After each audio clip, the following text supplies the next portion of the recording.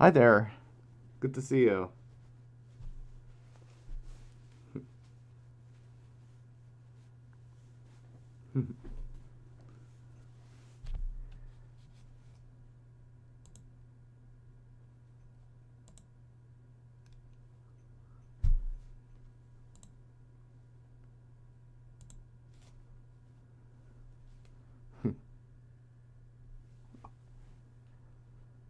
Testing, testing.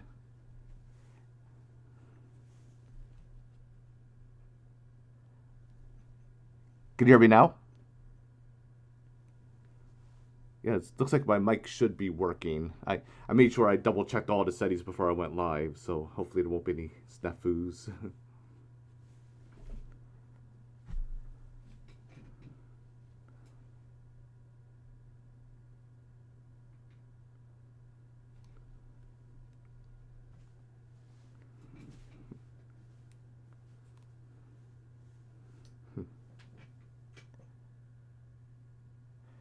Yeah, yep. You can see you can see the reflection. Yep, sunglasses. Yep. Ah. Mm, yeah.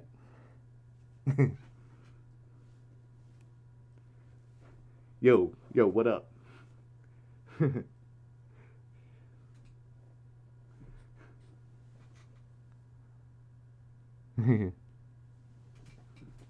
Hope you're doing well. It's good to see you. I'm glad you're here. It's dog in the house, yo.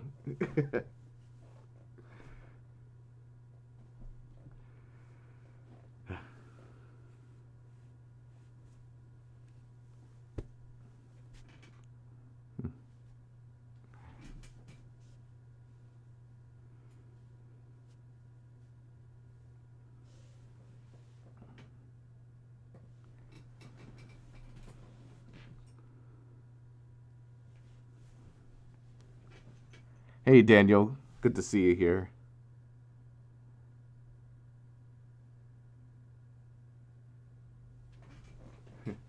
Oh, yes, yes, yes. Believe me, there's plenty to talk about. Yep. Got plenty of tales for you, if you know what I mean. Plenty of tales. This kind. The other kind. Yeah.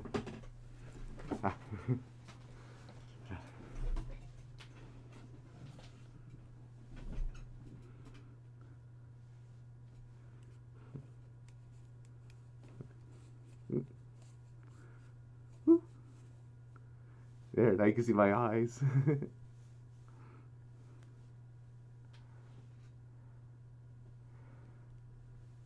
Yeah. Yeah, I'm not gonna wear these the entire time because it's really hard to not really hard, but it's challenging to see. With first eyes in general, it's the vision's somewhat inhibited, and then with the shades on, it's even more so. I like the look.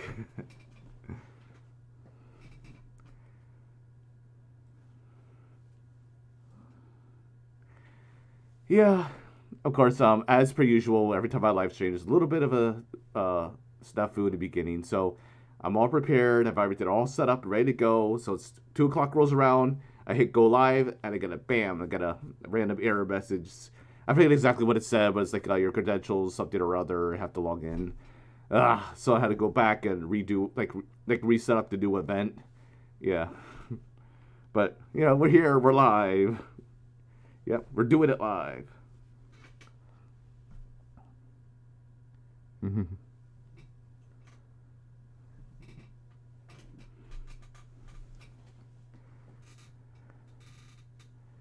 Yep.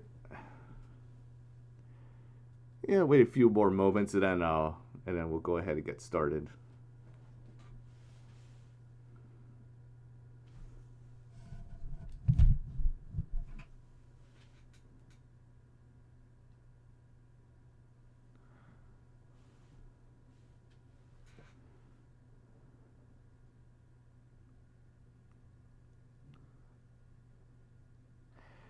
Can I say anything in Portuguese? Unfortunately, no. I don't know any Portuguese. Aber ich kann Deutsch und Englisch. Ja, ich kann Deutsch sprechen. Ja, ja für mich Deutsch ist viel leicht zu lernen, äh, weil die beiden Sprachen viele Ähnlichkeiten haben. Ja.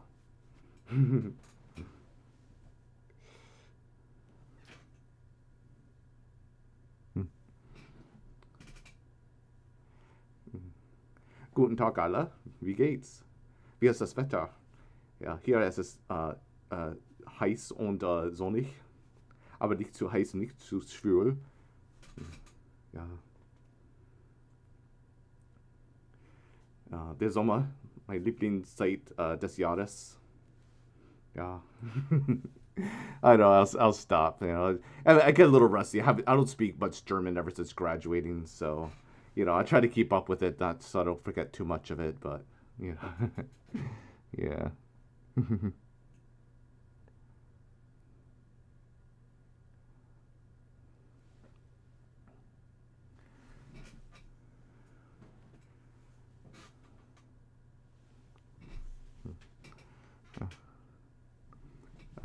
Boop, boop.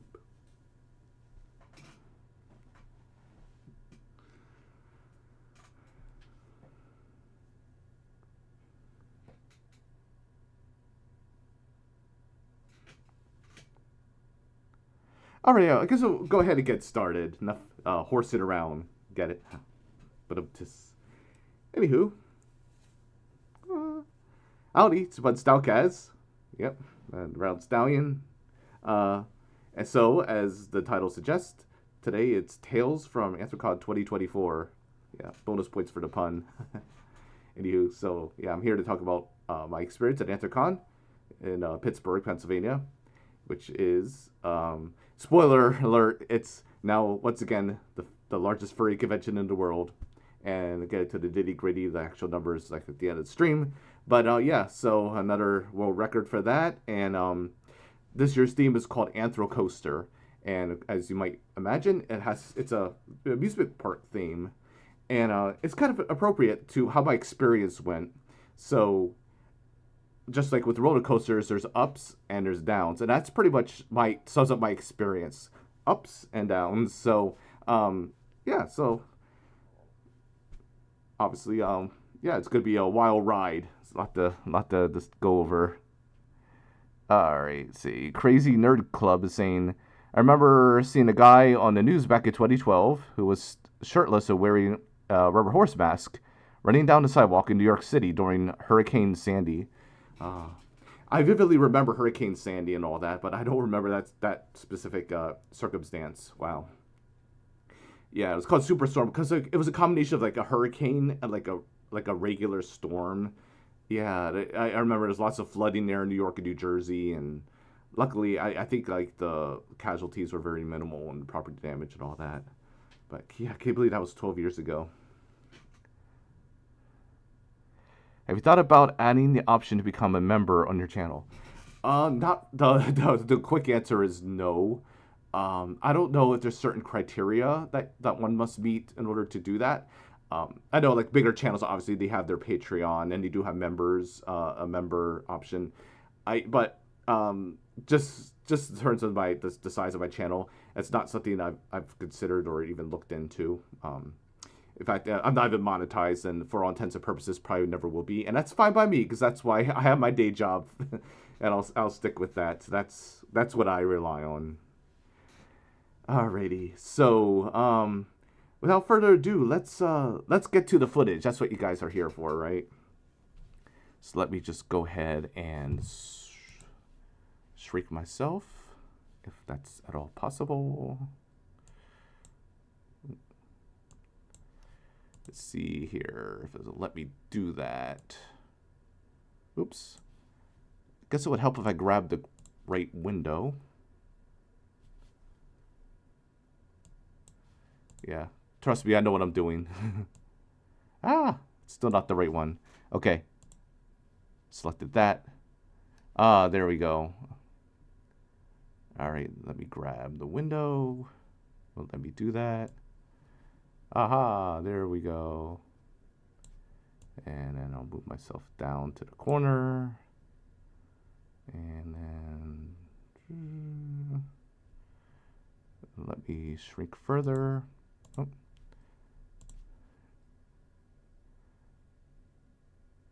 Hello. Well, let me grab the handle. Where's the handle? Hello. Oh, there we are. There we are. Alrighty, there we go. Okay.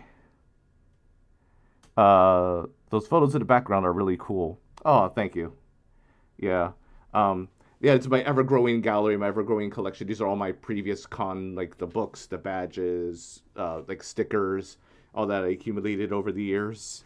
Let's see, book says, question, play some game. We're here to do some yapping about my con experience. Not games at the moment. In the future, I might do some games or all that. In fact, as I go along, I'm gonna show some photos and some video footage, and a game for you guys might be like name that fursuiter. See if you can identify any of the fursuiters. Alrighty, so here's the official title card. Here's the thumbnail. It's Tales from Anthrocon 2024 Anthrocoaster Edition. All right, so let's go ahead and move on. Let's see here.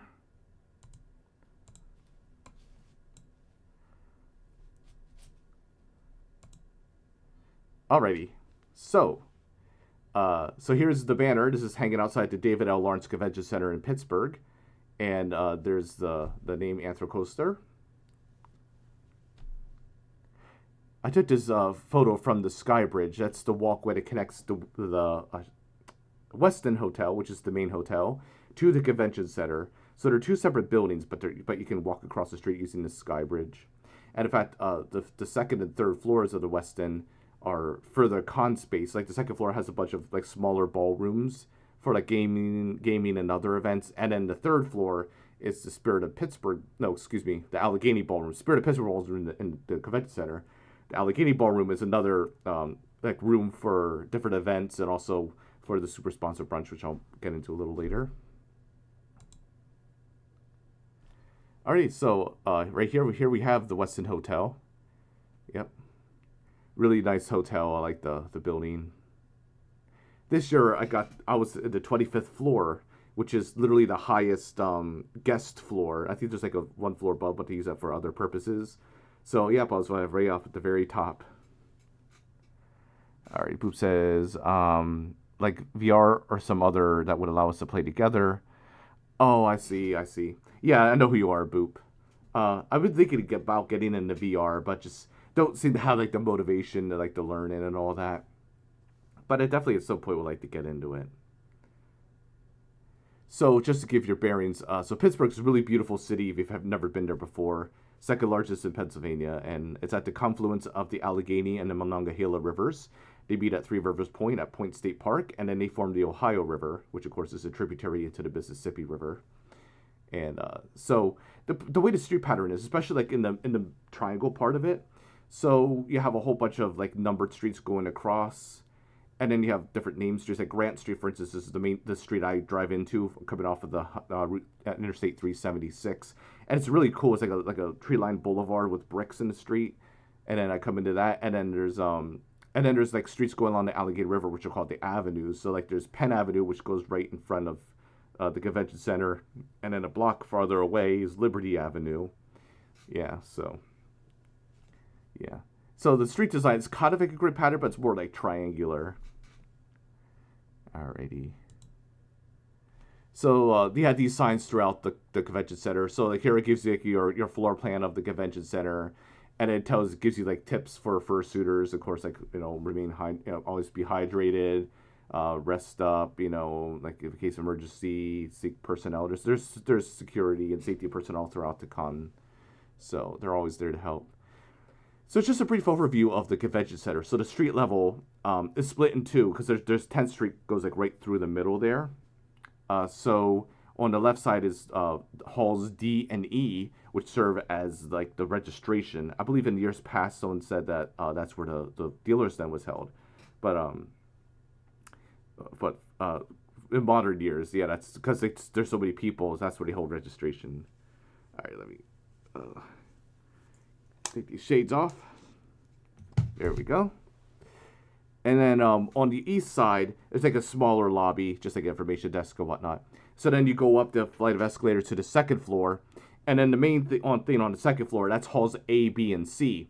Now, halls A and B are together, and that's where you have your dealer's den and artist alley. Hall C is separated by a partition, and that's like basically the waiting room where we stepped out for the fursuit parade.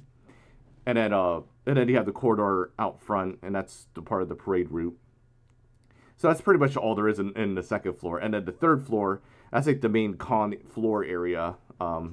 Yeah, that's where the artist alley was, and then they also have, that's like the walkway footbridge go to on top of the dealer's den. And then the other side, they have a whole bunch of con area, like to go fursuit around con space. That's where, like, they have the room with lockers. That's the first, they had that this year. And also, like, the Headless Lounge and the Spirit of Pittsburgh Ballroom, the main hall event. In the main events hall. Yeah. And then there's an elevator that goes down, and there's also, like, a staircase. You go into the ballroom itself, and there's, like, a stairway off to the right. And you can sneak down to the below, and that's how you get to the footbridge to go back to the Weston. And then finally, the fourth floor is split into two. We have, like, an east wing and a west wing. And that's where there's rooms for panels and all that. And then in the middle is the rooftop. Good places for photos. So that's an overview of the David L. Large Convention Center. All right, moving on. Oh yeah, so here's video footage taken outside the Weston. Yeah, it's a nice tall high rise.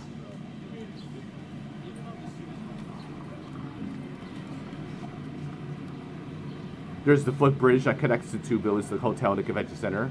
There's the convention center itself. Yeah, so this is on Thursday, July 4th. I'm going to arrive there this afternoon.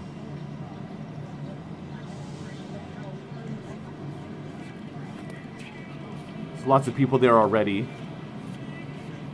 Now you can see there's scaffolding there, so like the convention center was under construction. Like that part of the rooftop and also the veranda on the other side facing the Alligator River, that was under construction. Yeah, or renovations or what have you.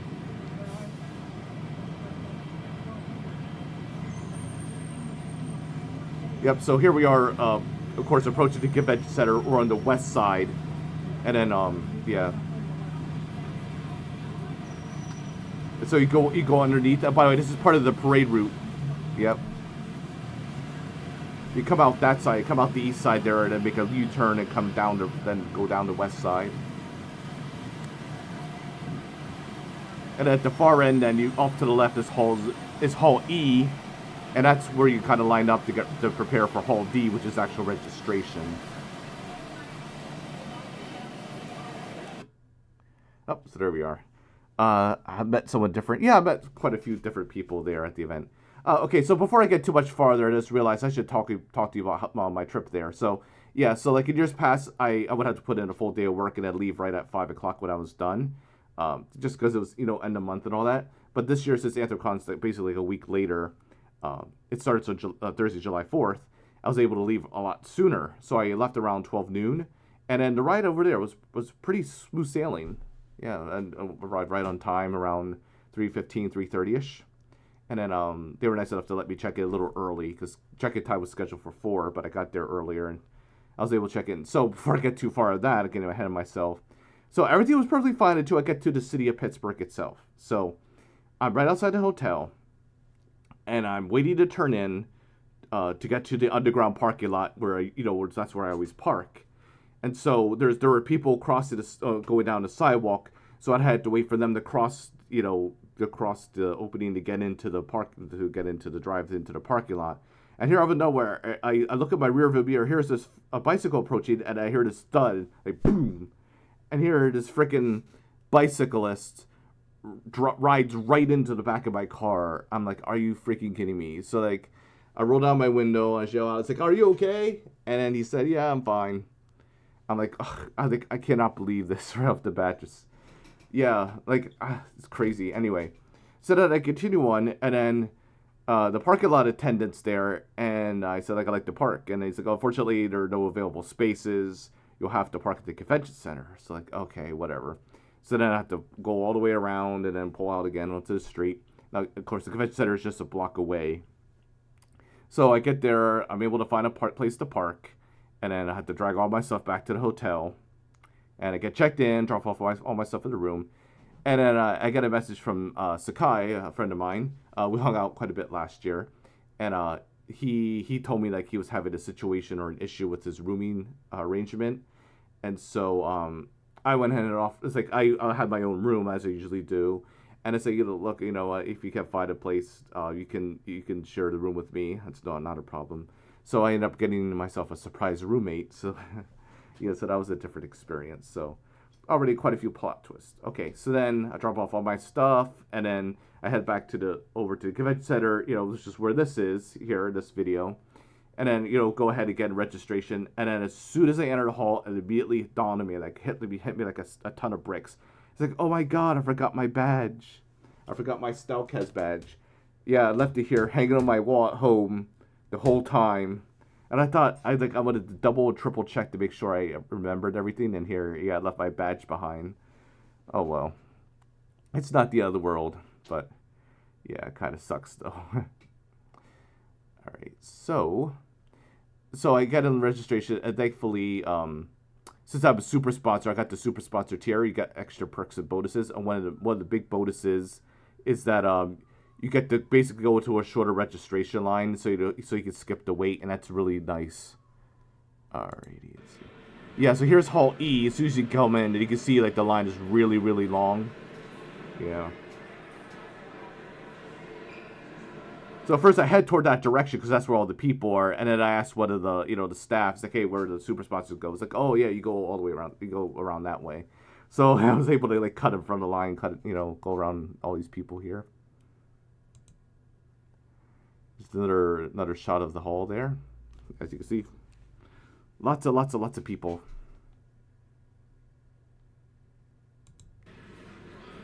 All right, and then here's Hall D. This is where the actual registration is, and they have like various lines depending on what tier you are. So like you have one for the ones that didn't pre-register ahead of time. You have to go there, like put in all your information and payment and all that. And then I think the regular registration is way at the far end. And then you have a line for sponsors, and then finally super sponsors and ultra sponsors have their own line. And then that's the nice thing about it. You get to go right in, get your badge, and you're good to go. So speaking of which, I'll show some of my souvenirs here. So here's my con badge, and this is if you don't know what this is for, this is your ticket to the con. And when you attend any convention, make sure you have this on you at all times, because staff will always be on the lookout for this. And in the event that you lose one, like for instance the one con in Furry 2022, I accidentally lost my badge. So as soon as I realized that, I went back to registration, and they were kind enough to print me another one, and it was helpful because I still have my my receipt. So anyway, yep. So here's the badge with the theme of Anthrocon. Yep. And in case you wonder what this is a fursuit badge. So like in the Headless Lounge, you had some people there that would hand these out to all fursuiters. So it's really, really cool there. Yeah.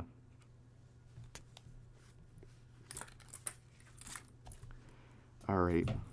Oh, by the way, all my goodies came in this handy dandy envelope. Yep. So in addition to that, here's the handy dandy con book, and this gives you like all the information on the convention, like the staff there. It has like a diagram of the dealer's den where all the different, and a listing of all the different vendors at the dealer's den and all that. Yeah, really. The one thing that was missing from other years is it didn't have like the dining guide, which like has a listing of like the local restaurants in the area, like with the options and what kind of stuff they cook and hours, that sort of thing. And then in addition to that, there's also a handy dandy pocket guide. Yep. And then again, there's a floor plan of the convention center. And like and it has like the tentative printed schedule in the back. Of course, everything's subject to change, or things can be subject to change. So like the website is always very helpful to keep you current. on all the goings on, and also the nice it is if you create an account, and ahead of time before you get to the con, you can customize your schedule, choose the events you're interested in, and then every morning you get an email listing all the events and times. So that helps you keep you nice and organized. Okay. In addition to all that, I got the coupon for the dealers. That like last year was a little bit of a bottleneck. Because like it was a little chaotic because like people were trying to get into the dealers den. It was kind of like just one big massive crowd. So this year they tried to make it a little more organized. So like on the carpet they had tape with lines, and that helped keep people organized. And and so they had like the sponsors line up in a certain area, like supers and ultras sponsors were in another area way at the far end, and I think like all the regular attendees line up in hall C, which is adjacent to the dealers den. So then, so that's what we did for that. And then the con store was at a separate area. That's down on the first floor outside where registration is. And so, of course, as every year, I always get my T-shirt. So here's the shirt for this year. I like black, so it's a good color, and I like the design, the Anthrocon color. All right, so we have that. All right, let's see.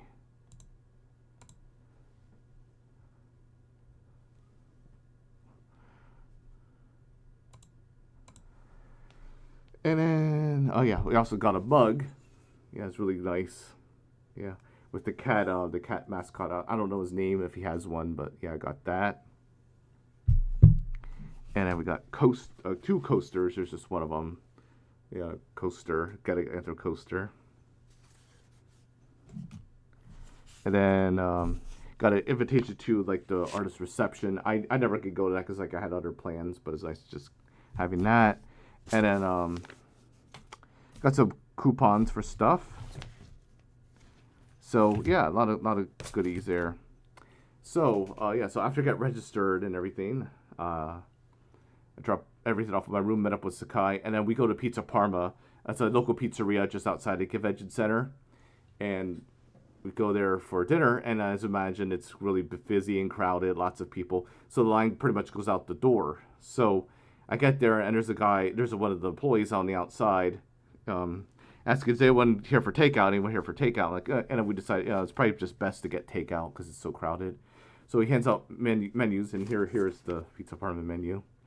And then he said, go ahead and call the number, place your order, and then go around the block to the back alley, and then you can pick up your food there. And I'm thinking, is this for real? Yeah, because it sounds like making some sort of drug deal or something. So we end up doing just that. We call in our order, and then we go around down the alley. And there's a sign taped that says like for like Grubhub and Uber Eats and all that. Come on in. So we open the door, go in, and here we're in the stock room, like the storage room of the pizzeria. In the pizzeria, at the back of the restaurant, at the back of the kitchen. And then so there's a girl there that took all the payments and gave us our food. And so there I ordered the lasagna wrap. I remember getting that last year, and that was really, really good. So I ended up taking that back to the room. We were able to have a nice meal there. And then that evening I suited up for the first time. I went over to the convention center, and just walked around in suit, and so that was fun. All right, let's see what's next. Yeah, there's more video footage of the registration.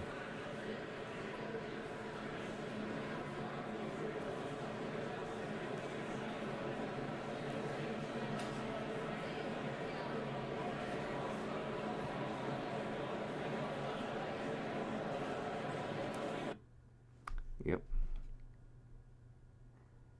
And from my understanding, what ended up happening, I think it was supposed to stay open to 8, but they were like overwhelmed, and there was quite a bit of a backlog that they had to ended around 8 o'clock that evening. Yeah. All right, so here's the second floor. They're behind all those doors. That's where the dealer's den is. Of course, it's closed off the first day because they're still setting up.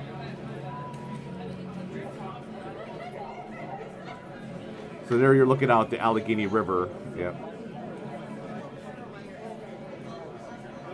And there's the train bridge going across there. And throughout the day, you see trains going across. There's nice bridges there. And then the stadium, I forget the name of it, where the Pirates play. The baseball stadium's back there. Yep.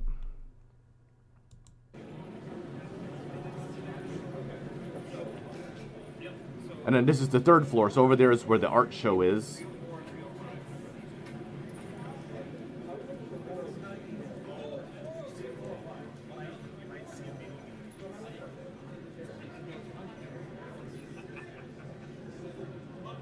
Another view of the river. As you can see, there's constructions. This year, unfortunately, we weren't able to go out to the porch.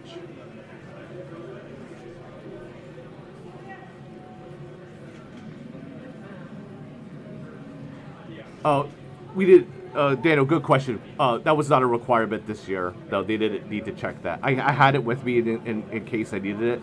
And like before, I took a picture of it on my phone, but I forgot I did that. So, but yeah, this year it wasn't an issue. Okay, so here you can see part of the dealer's den, and then the far back where those tables are, that's the artist alley. And you can see they're setting up.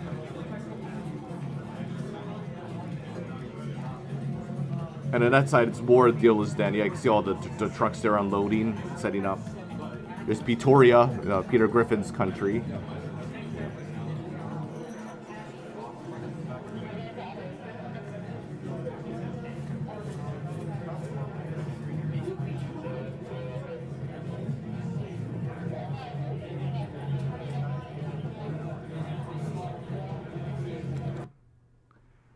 Yeah. So that's the first time I was able to see the dealers den being set up because, that's the earliest I've ever gone to the con. Yep, so there's pictures showing all the setup.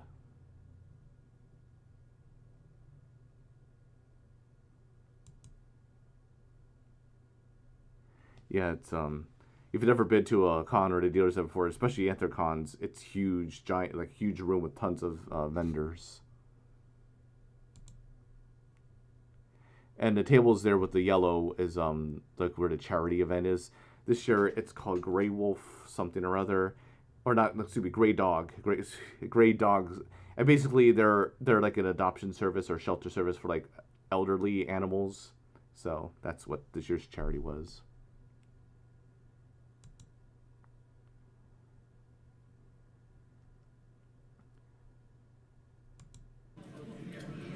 All right. So we're continuing down the footbridge, spanning the dealer's den.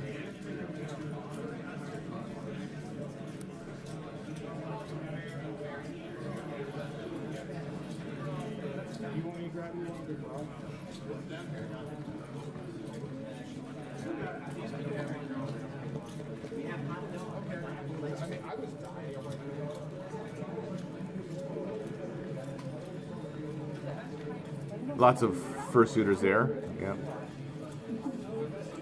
Safety's off to the left, and then Conops is off to the right. The health, places that you could eat them.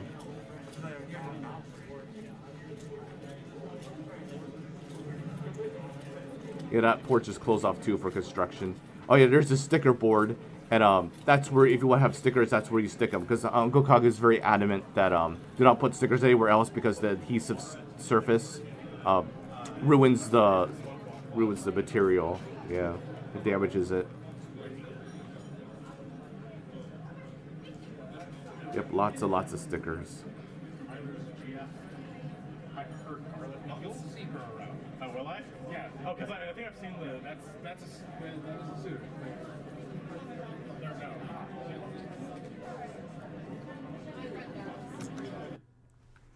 All right. Pardon me for just one moment. Take a little bit of a breather. Yes, human alert. Yeah, pressing on my forehead a little much, so take this off for just a brief moment. All right, so here's another view of the sticker board.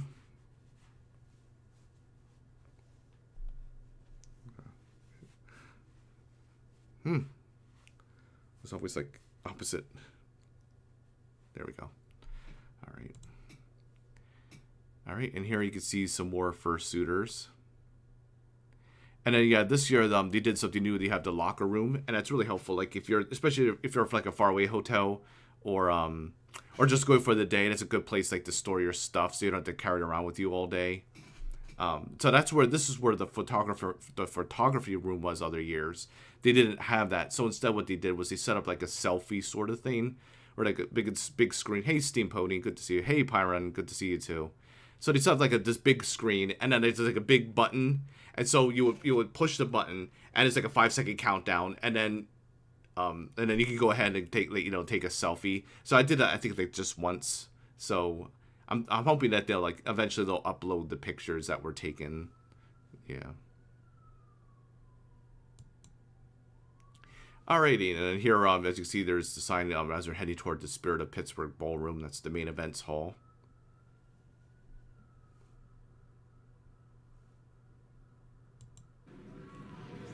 Oh yeah, and here you're in for a little bit of a treat. You get yeah, you'll see what I mean shortly. Look who I run into. Oh, by the way, there's your selfie. That's your selfie thing there.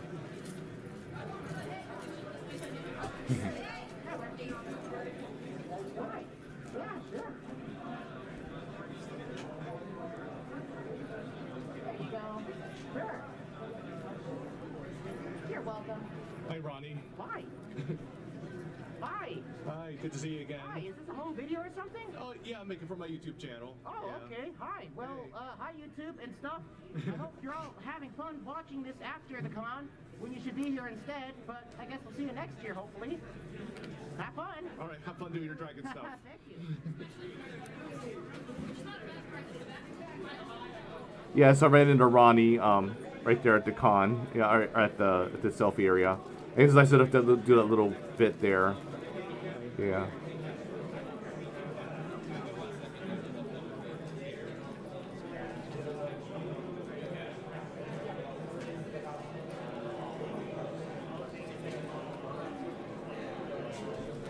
Yeah, there's people lining up for the opening ceremonies. So this is like right before that.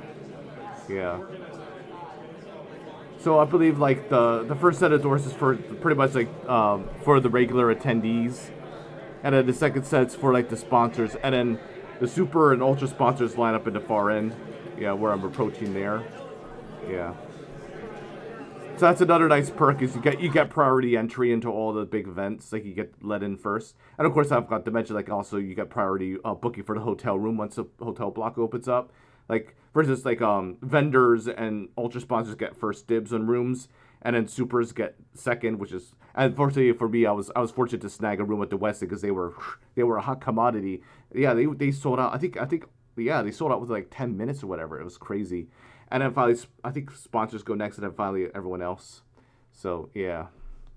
It ended up being, was it 22? I think it was 22 participating hotels. You know, it was an insane amount. Alright, so here's the set. This is on stage in the main hall, participating in the opening ceremony.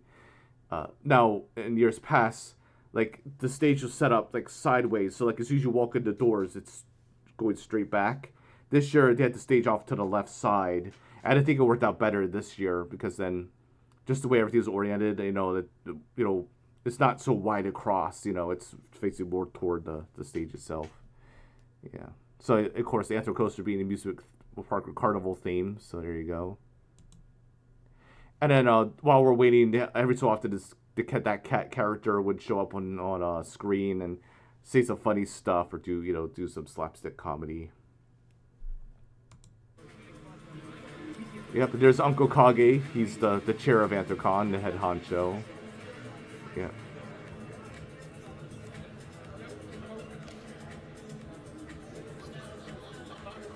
Real name's Dr. Samuel Conway, but everyone calls him Unco K.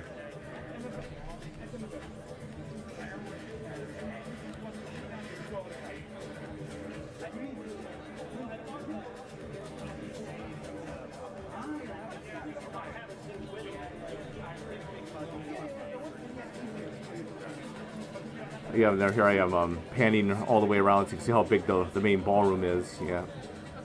And in addition to like all these events, is also where the raves are held every night, the big dances. Yeah. Oh, just a quick commercial break. So, in 2 weeks' time, in 2 Saturdays from now, I'll be uploading the con video itself. The reason being for the delays, it's gonna take a lot of editing and a lot of time to put that together. But yeah, that's will be my con video. It won't be much if any narration. I'll just like throw out all my pictures, all the video footage and whatnot, and clips from some of the events. You know, and then the opening ceremony, I did record it in its entirety, so I'll just throw it out there randomly. And then also like the dance cup, that'll be a separate video.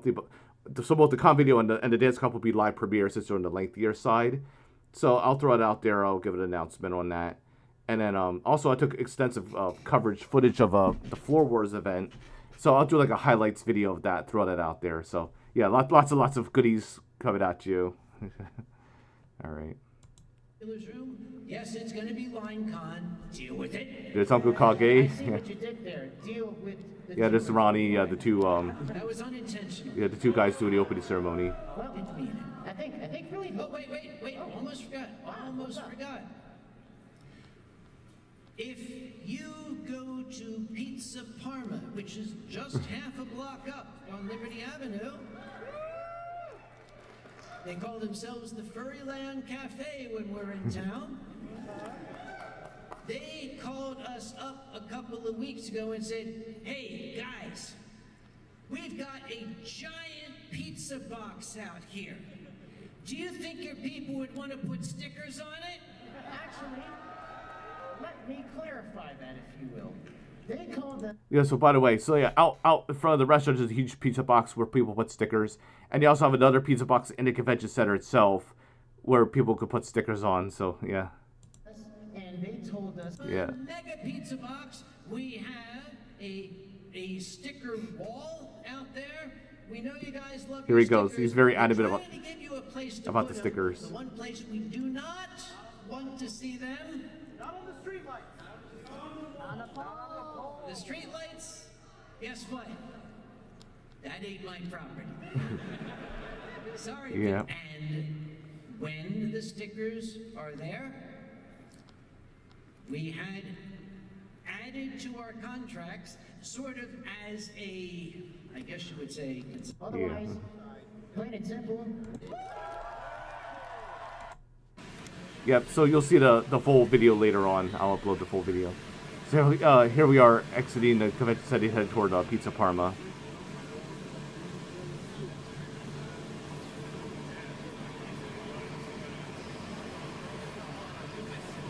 There's another shot of the banner again. One of the many shuttle buses, like especially for attendees that are from farther away hotels. Anthrocon's nice enough to provide shuttle service. In fact, I think actually not Anthrocon, but they worked a deal out with the Pittsburgh Transportation Authority, and they provided shuttle service to and from like the various hotels. Like there's different routes that you could take. Fortunately for me, since I was in the Weston right across the street, I didn't need to utilize that, but it's nice for everyone else that needed to use that. Here's Pizza Parma, the famed pizzeria, Furryland as it's called during the con. And then here's the big pizza box with the stickers. Yep.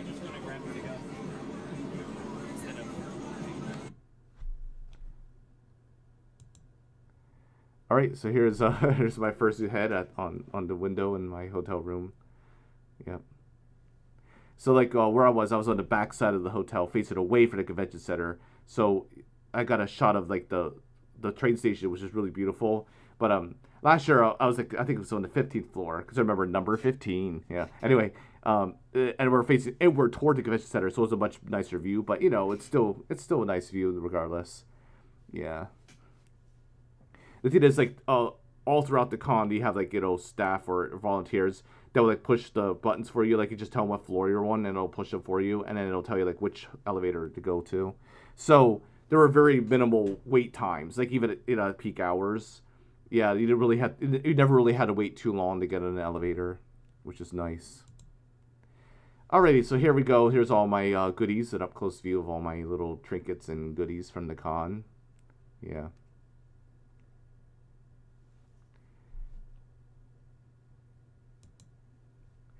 Here's a view of some of the renovations on the veranda. Yeah, and this is, of course, there's the stay where the penguins play. The name escapes me.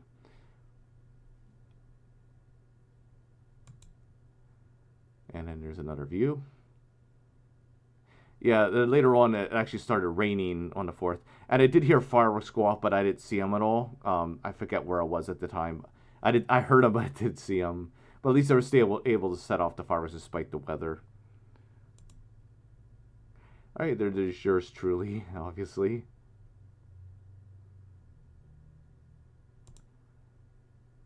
Yeah, another picture of me.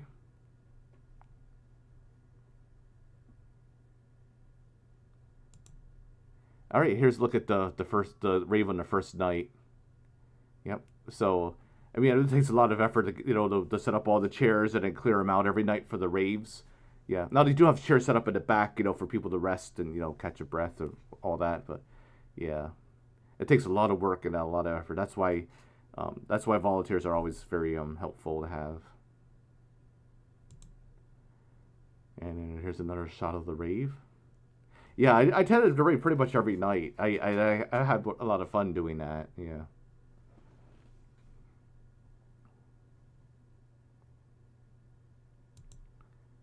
All right, here's some video footage.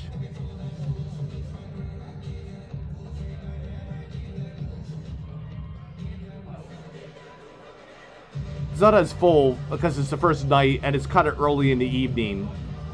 So I think they get a little bit more people later on.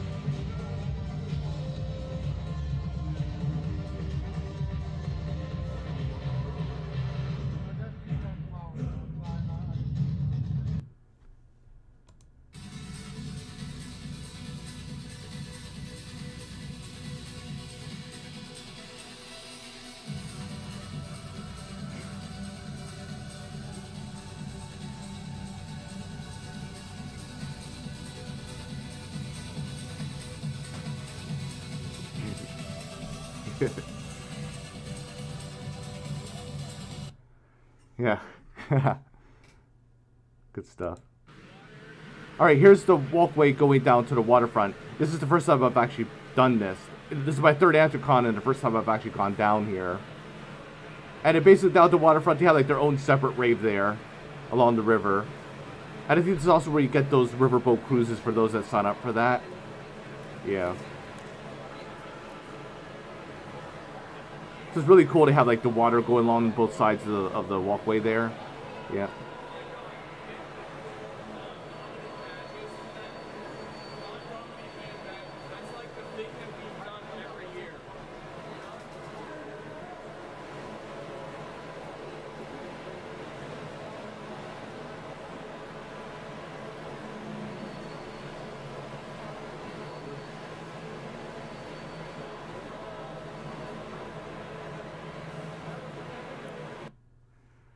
Yep. Alright, here's the waterfront itself. And I didn't stay here too long because it got like kind of it was like really hot and humid that evening, and it was like really loud and crowded, so yeah. And at one point I almost fell into the river. I was able to stop myself just in time.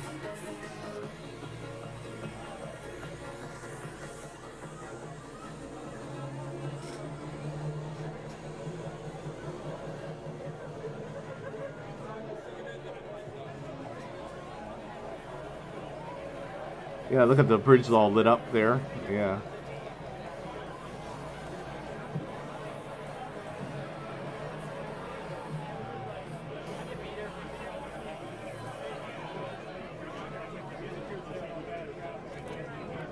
Here I am almost falling into the river. Yeah, don't fall in the water.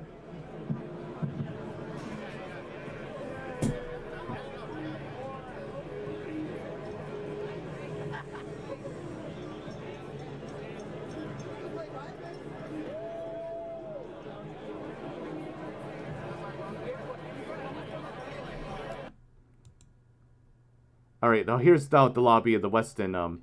Throughout a lot of the hotels, they would have like cardboard cutouts of the different characters. So like for the Weston, the character's name was Westy. You know, obviously playing words. It's like just like a little eatery area, like for people who want to grab a quick bite. I didn't eat in any of the hotel places because it could be kind of on the pricier side. So it's always helpful like to go like the the different restaurants throughout. Yeah. All right, here's a view out of the window. Here you can see the beautiful skyline of Pittsburgh.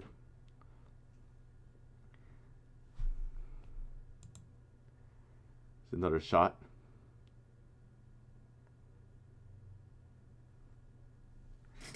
Daniel saying, speaking of heat, each year the wave of humidity just gets worse and worse. Yeah, I guess so. Like some years it gets hotter than others. Like last summer wasn't too bad, but yeah, this summer it's been really hot. Like back in June we got a really big heat wave. Like it was like in the 90s every day for like a solid week, and then right around this weekend and the weekend of Anthrocon, like July 4th to the 7th, it got well into like the 90s with high humidity. Yeah. All right, here's facing down front, and you see the different flags. Yeah, flags. So on the far left is the Anthrocon flag. You can't really see it too much. And then to the right, that's the flag of the city of Pittsburgh. Then you have the flag of the state of Pennsylvania, and the flag of the U.S. American flag. Yeah.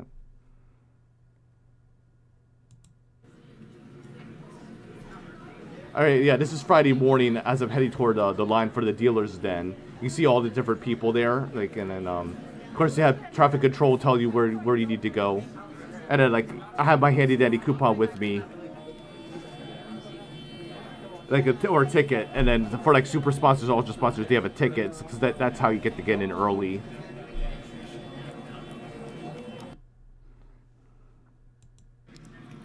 And then here is view of the train bridge. You can see like the long train, the freight train go across. Yeah, you can see all the box cars there. I'm a big fan of trains, in case you couldn't tell. Yeah. So yeah, so all those people waiting there, I believe those are all the sponsors waiting to get in. Yeah, and then we went way past there at the very far end. Yeah, that's where our line was. And then yeah, so here we are all waiting. And it's kind of hard to see, but Unco K, he has his arm extended out. He's like directing people. And like before he showed up, one of the staff was there and like told everyone where to line up. It's like, and it's kind of funny. It's like, right over here, sir. Save the place just for you. Save the spot just for you, right here. So that was kind of funny. Yeah. So then we go in, like, row by row. Yep, there he is Unco K himself directing people. So major props to them. They kept it nice and orderly, no stampede. Yeah.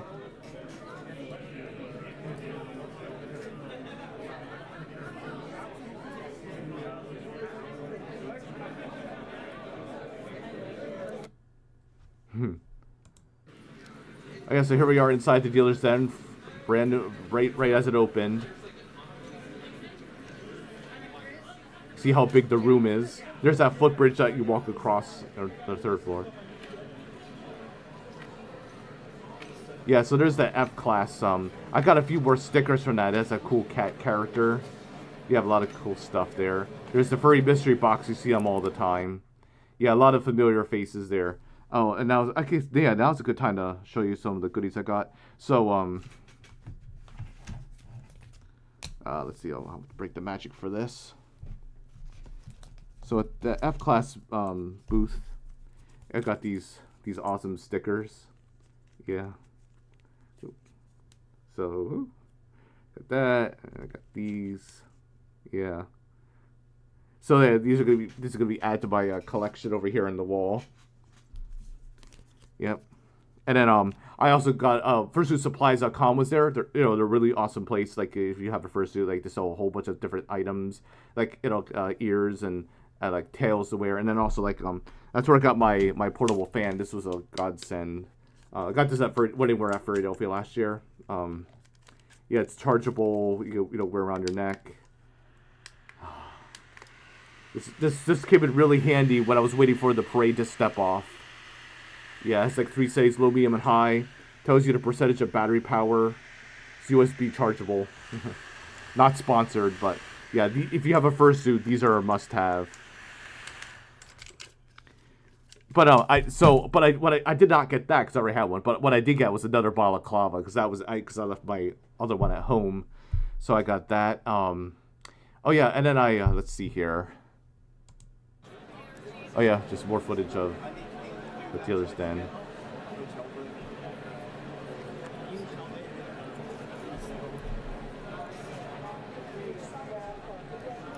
We have stuff for everyone there. But, yeah. Mainly furry related, but not entirely. Not exclusively furry related. A lot of cool stuff. I mean, they have merchandise. They have supplies. Some fursuits, accessories. They have like comics, kigus, like the onesies you can get, the dockies, the body pillowcases. Even coffee. Yeah, Rocky's Roastery was there. You could buy coffee. I think they had a place set up for like fudge. Yeah, they have like everything you can imagine. All right.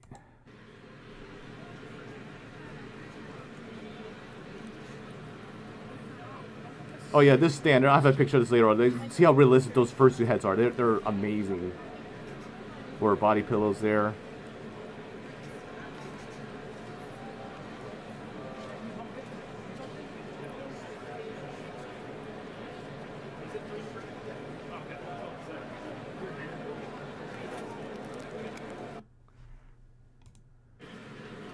This is facing toward the artist alley there. All along those tables are all different artists. This is the end of the dealer's den on this side. Yep. Another shot of the artist alley. There's a charity table. Yeah.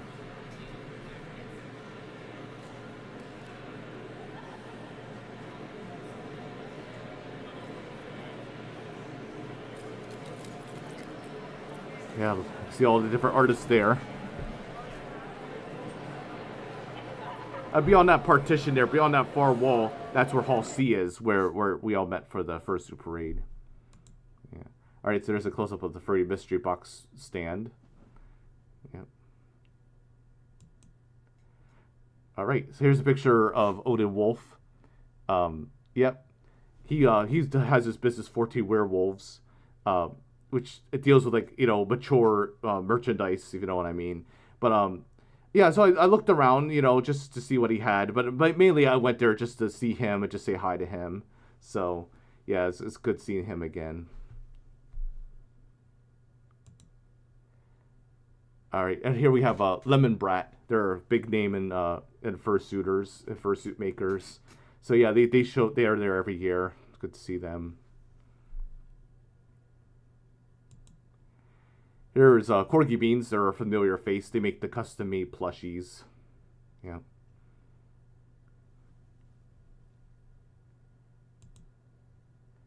Shot of the dealer's stand there. You can see the pedestrian footbridge going up there.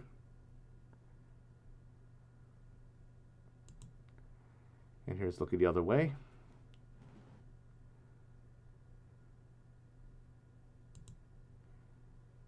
And then here's a shot of the artist alley.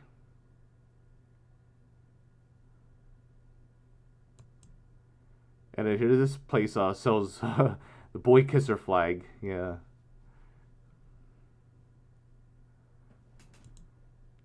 All right, here's aforementioned Rocky's Roastery. This is Drain and Higowitz. They're two friends, and they're the co-chair and vice co-chair or assistant, whatever you call it, of Philadelphia. Yeah, so this is their business, and so they sell coffee and tea and other stuff. And so I stopped by, said hi to him, and I told him, I'm looking forward to Philadelphia. By the way, FYI, I'll be at Philadelphia coming in a couple weeks, believe it or not, in early August. So I'm going to do this all over again. I'm going to do my Philadelphia, and then come back, do a live stream of that. Lots of footage and goodies. So it's a summer full of fur. Yeah, there's Rocky's Roastery for you. All right, and in this stand, they have a bunch of Pokemon Kigus. Really cool. And, of course, Meowth, by the way, is my favorite Pokemon. And with Umbreon being a close second. All right, here's the fursuit maker with, like, the realistic looking heads. Now, I mean, they're amazing in and of themselves. And then the thing is, it's not just the head. Like it says, it's like 3,600, 2,800, whatever. But it comes with like paws and like arm sleeves and all that, and tail. So those are actually really reasonably priced to get like a partial with that caliber quality. I especially like the wolf. It just looks so freaking amazing. Yeah. And I ran into Puro. Yeah. Yeah, the character from Changed. Alright. Oh yeah, this is Hyena Agenda. They're a big name in furry merch. Make a lot of, like, you know, t-shirts and swimsuits and all that sort of thing. Yeah, they're there every year. And there's Camp Howell. They're known for, like, their hoodies, as you can see. They make, like, the printed hoodies and all that. Yeah. And then this, you may have seen this all over, you know, the different socials. This is R.I.P. Mufasa. I don't know what the context of. Obviously, you know, it's from The Lion King. You know what happens. You know, but I don't know what the context is, why this is here or whatever. But yeah, it's this little little memorial set up for him. All right, this stand, of course, has a whole bunch of different flags. Yeah.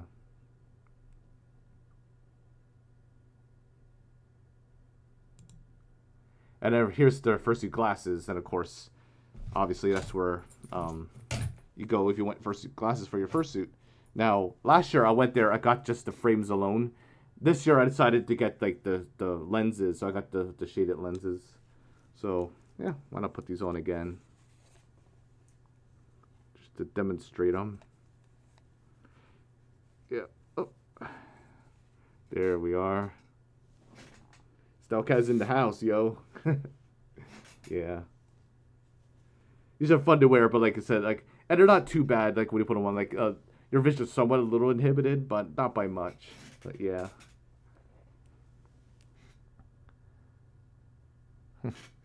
Hey, crazy nerd club. Yeah, it got dark, yeah. Oh, you talk about Mufasa. The Mufasa or the glasses are both, yeah. Yeah. Mm-hmm. Yep, so there we go.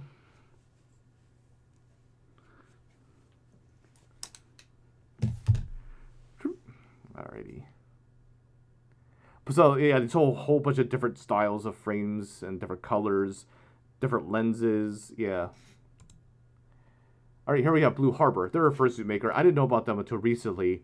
They're the people that made Ozone's fursuit. He's the hyena character with the varsity jacket. Really, really talented dancer. Yeah, so they made his fursuit among others.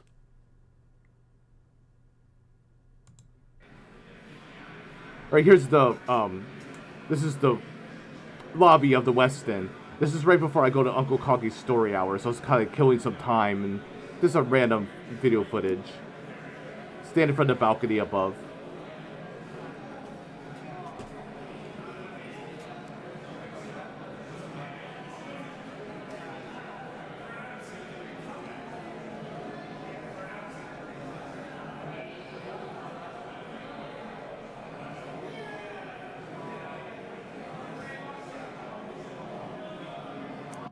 Yep. So there he is. Whatever the hell that is, something like that. I'm gonna try to keep my wits about me. Does everybody understand the lingo at Anthrocon when somebody talks about the sword and the sword being drawn? Okay, Okay, so for those of you who don't know, Uncle Coggy's Story Hour, he does this every year. It's an hour of Uncle Coggy telling stories, just as the name suggests. But this guy's alright. He's a character. I love his dry sense of humor. Love his wit. And every year, like, he does, I've only attended twice now, but like he tries not to tell the same story, but like he tells about funny stories about previous cons or other things. So this year's theme was on drawing the sword, which I've never heard this before.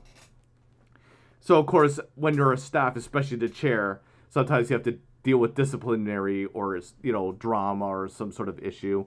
So basically, whatever the situation is presented to him, he uses the metaphor of the samurai sword. So he draws out the sword, and then basically the thesis of this is, once the sword is drawn, it must taste blood. Like, because like he, you know, once you pull out the sword, someone has to pay. So we're talking about like one previous convention. What ended up happening was the fire alarm was tripped. Like the fire alarm was set off, and it turned out what happened was someone was vaping in the one hallway, and that's what triggered it off. But he had no idea what was happening, so he went like floor by floor, searching out someone to lash out at, to offer the blood sacrifice. And then he found a room where they had stickers on the door, and that was the prime target. So he was able to use the sword on that person for the stickers. So and then there was another time where he was, he's a very very much a wine connoisseur. He loves his wine. That's a common theme with him. So he was talking about this one time. He was on like a river cruise here in Pittsburgh, and he special ordered ahead of time to a certain brand of wine. I think it's called Riesling, if I'm not mistaken. And so he goes on board, and then he goes over to the bar. He's like, could I please have some Riesling? And then basically it was something to the effect like the bartender's like, I'm sorry, we don't have that. May I interest you in so and so instead? And then he started making the motion, and he started smelling like RIE. And then eventually someone clarified with the bartender. I was like, oh yeah, we have this special bottle for a Dr. Conway. It's like, and he said, I am Dr. Conway. So, and then another story. I don't remember all the stories he told, but there's this other story. Like he and Ronnie are both staff of Eurofrance, which is the convention over in Germany. And so they were coming back. I think they had like a layover in Newark International Airport in Newark, New Jersey. And his mom traveled with him, and his mom, not necessarily wheelchair bound, but anyway. So they requested please get a wheelchair for his mother to get to the gate for the plane, and it kept waiting and waiting and waiting, and nobody showed up. And then finally, Unco Kage's like, I'll go ahead, I'll take all the carry-ons with me, and once the wheelchair arrives, you can wheel her to the plane. So that was the plan. Hey, Brimstone, good to see you. And so Unco Kage gets on board the plane, loads all the carry-ons in the overhead bins, and then he's waiting and waiting and waiting. Eventually, people stop boarding. It's like, and it started getting concerned. It's like, where the heck are they? And then finally, all of a sudden, here comes Ronnie walking down the aisle with Unco Kage's mom in the wheelchair, and he has this. And Ronnie's like, I can't do an expression obviously right now, but he was like looking really like ashamed and embarrassed. And then as he walked by Unco Kage, he shook his head. And then later on, Ronnie told Unco Kage what happened. So apparently, the wheelchair never showed up. So then, so the mom and Ronnie started walking, toward the gate. And all of a sudden, outside the women's room, there's a wheelchair sitting there unattended. And so what ended up happening is that they took the wheelchair and it got on board the plane. And then and everyone started laughing. It's like, uh-oh. And then Uncle Kage's like, who knows, to this day, there might still be someone sitting there in the ladies' room. Yeah. Because apparently, someone, that wheelchair belonged to someone that was using the facilities. So that was kind of a funny story. Yeah. Yeah. If you ever go to Anthrocon, you definitely want to check out Unco Kage's story hours. It's always fun. This is the Allegheny Ballroom in the Weston. So this is like a secondary sort of events hall. Like last year it was held in Hall C, but this year there weren't any seats or chairs or stage or anything. It was just a big open room. So they used this as a secondary ballroom. All right, and then so let's see. Yeah, so like I'm getting a little ahead of myself again. So after I go to the dealer's den earlier in the day, I drop off all my stuff. This time I go to Condado Tacos, which is right across the street from the hotel. And I got myself a Baja shrimp taco, which is really, really good. And then after that, I suited up and I went over to the con area and spent basically the whole afternoon suiting around. So, and that was like the biggest window of free time for me, because like all the other days, there's events going on and stuff.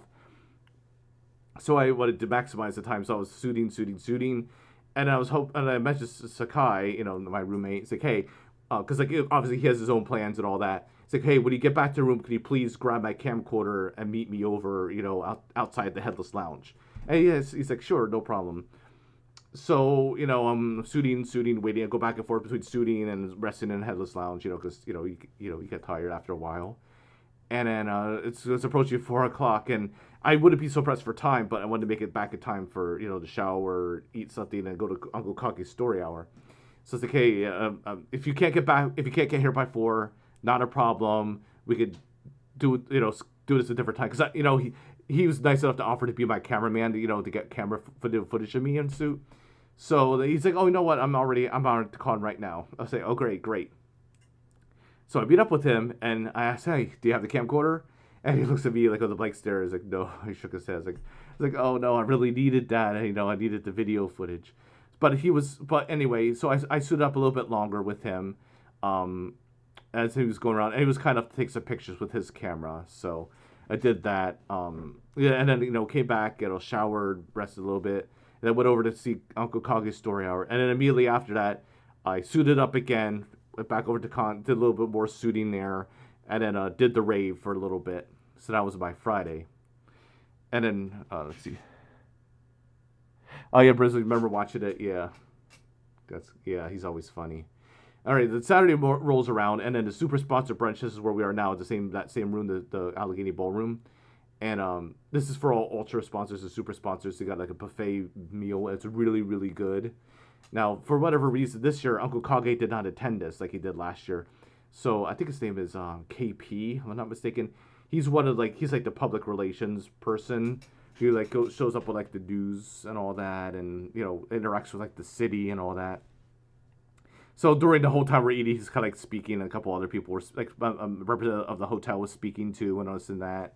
So it was nice, but I was like, I didn't really need a whole presentation as they're eating. It'd be nice to have just some time to just chill. But anyway, so really, really, really good food. And then let's see here. Oh yeah, and then after the meal, which I stuffed my face because I need the energy for the parade, I went back over to the convention center and took another visit to the dealer's den. Walked around to see what was available and all that. And then then came back to the room, suited up, and then I wanted to get over to Hall C in the convention center again. To line up, get a good spot in line for the fursuit parade. Now that takes up a good chunk of Saturday because the parade itself lasts 2 hours. It steps off at 2:00, but we had to be there early enough to get in line, get ready and all that.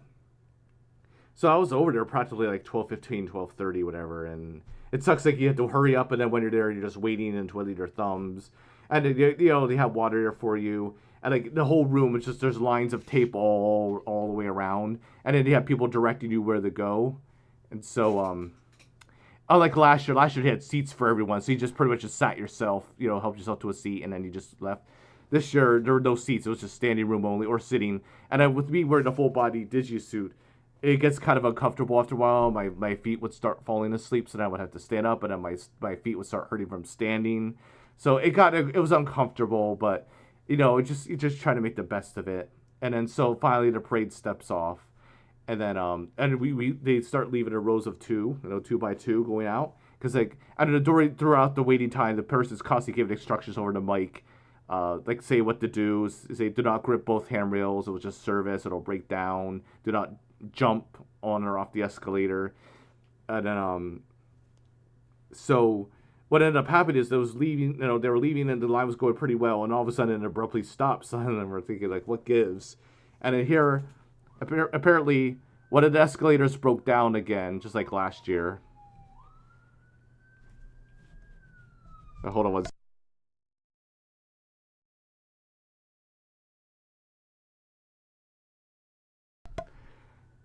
Yeah, the ambulance just went by. Yeah, I'm lucky enough to live right down the street from the ambulance place, so like I hear freaking sirens all the time. Anyway, so all of a sudden the line abruptly stops, and then it goes again. But this time they have everyone merged into a single file line, so that'd be the snafu similar to last year. So then we finally exit the room. Hallelujah, and then we're walking down the corridor on the second floor. And then we get to the escalator, and then we go down to one escalator that's running. And then here's Uncle Kage, as usual, standing on the landing on the steps there, with his bullhorn, shouting instructions. It's like, do not stop, keep moving. Yeah, do not put both weight on, or I forget his exact words, but like he just repeats the same instructions over and over for everyone. Is that we go down the escalators, go down to street level, go all the way down, make your turn, go all the way back. And then we end up in Hall E with a whole bunch of like tables and chairs for us to rest. And so the parade, it always takes a lot of energy out of you. I'm always hot and dead. Yeah, so then I immediately go to like the Headless Lounge to cool off and rest. So that was what I did all Saturday afternoon. It's fun, but it takes up a good chunk of time to do that. And then I had to hurry back in time because Floor Wars starts at 5:30. Like I got back after I was done with the parade at 4, and then I didn't have much time to get back and get in line for Floor Wars.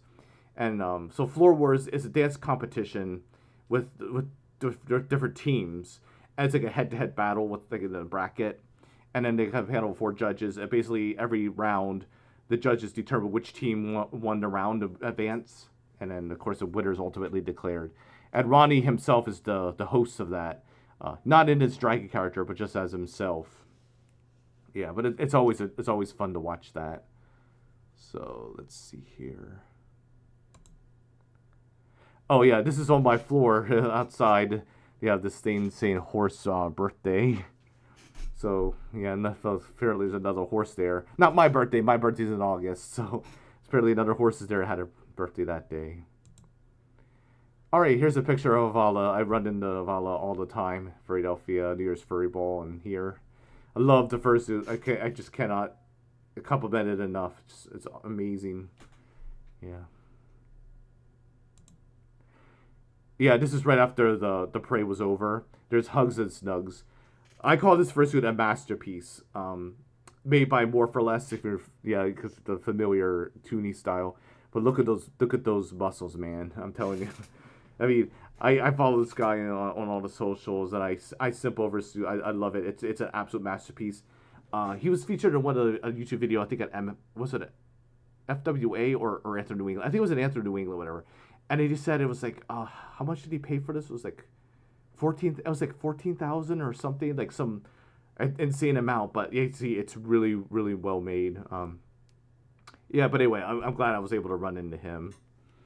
Yeah. Brimso says, saw you in the parade. It was so big. Yeah. Now, ironically, I'll get into the numbers a little later. There weren't that many more people than last year, ironically. It's about the same amount of people, just a little bit more in terms of the parade itself. Hey, Galaxy. Yeah, no, Brimstone. It's an amazing suit. All right, here we are for Floor Wars. So here's the stage. There's some of the judges there seated on the stage. And then there's the DJ off there to the right. Yep. So Floor Wars, they don't perform on stage; they perform on the floor, hence the name. Oh yeah, and I remember like I rushed over, freshened up, came back, got in line. It's just like with the opening ceremony, you have different lines for the different tiers of sponsorships. So like I wasn't sure which line to get in. There's a line out for, and there's one end, and so I asked one staff, it's like, hey, where does super sponsors line up? And he's like, oh yeah, super sponsors are over here. So he takes us over here, and so there's some confusion or miscommunication. So then eventually we start going in the line I'm in, and the people waiting over there are like, hey, what's going on? I don't know if you've ever seen the one Family Guy episode about, the Italians waiting in line, cutting in front of Italians in line. It's like, hey, yo, hey. It kind of reminded me of that because they were waiting longer than we were, and I felt kind of guilty, but like I was just following instructions. So the comment is like the real Floor War is out here. We're in the line, and we're like duking it out. Yeah, I think it was at that same time, like around that same time, I was waiting for Floor Wars. Like the one staff was like commenting, oh yeah, this is the rich person's line, like the super sponsors. And I commented to one of the people I was waiting with. I was like, yeah, I'm rich for her this weekend, and then the rest of the year I'm poor. So, yeah. Anyway, back to Floor Wars. All right, so here's one of the judges, Ronnie, very talented dancer. Yes. So throughout the event, like in order for the competitors to get a breather, like the judges would each do like their own showcase. Yeah.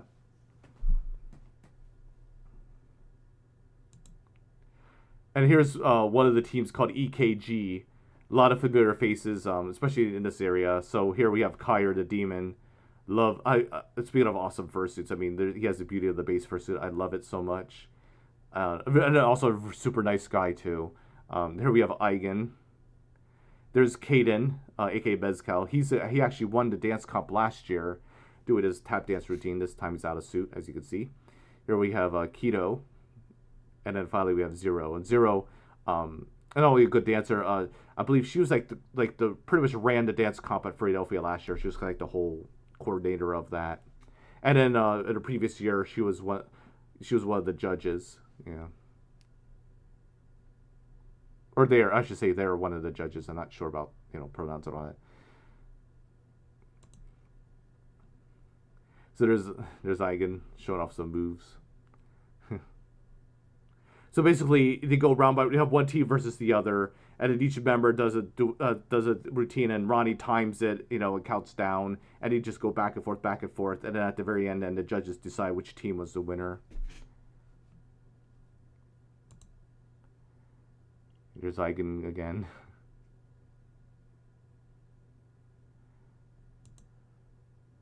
And there are the judges on stage. So here, the far left is Ronnie, and on the far right is Lazuli, and then I forget the names of these two judges in between.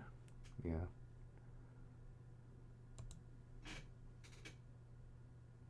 Oh, thanks for subscribing, Galaxy. Appreciate it.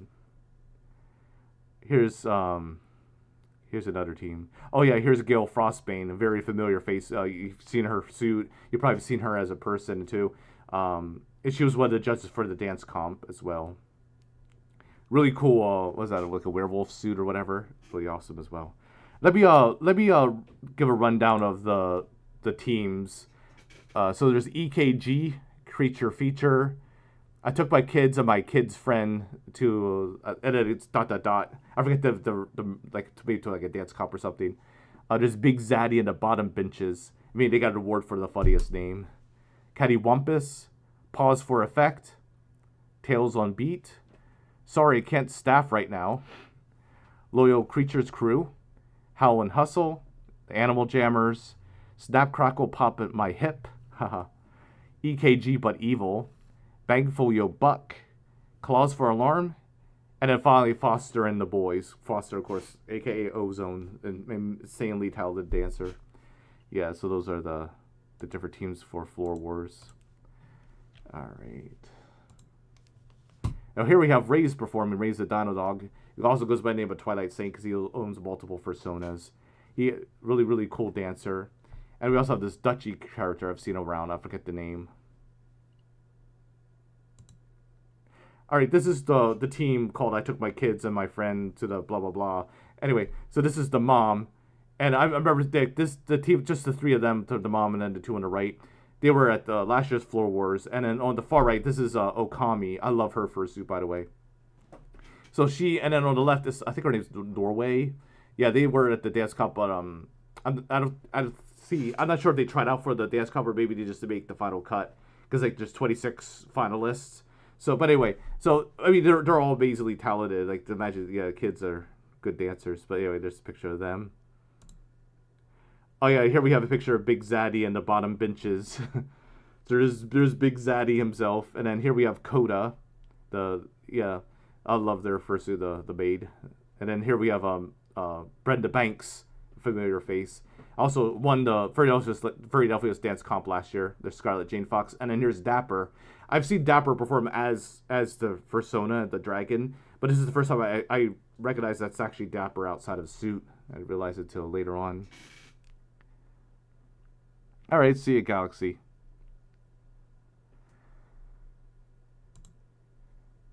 Yeah, there's some more dancers. I forget what team and who they are, but yeah. Okay, here we have Strobes. Like normally you see him in performance suit. Here he's out of suit. Here's Zillion Ross in his suit. Zillion, not only a good dancer, but a really, really talented artist. And he was very helpful because like when I started learning how to draw, I watched his tutorials on YouTube, and they were very helpful. So, yeah. And I actually met him in the Headless Lounge. I told him, like, I love your art and blah, blah, blah, and inspiration. Really nice guy. And on the far right, this is Beta Monkey, I believe. Yeah. All right, here's Foster. Yeah, not in his fursuit, obviously. And then I forget the name of this character. This dragon. This character comes from Japan. They performed at the dance cup as well. Yeah, really talented dancer. And here's the dragon performing.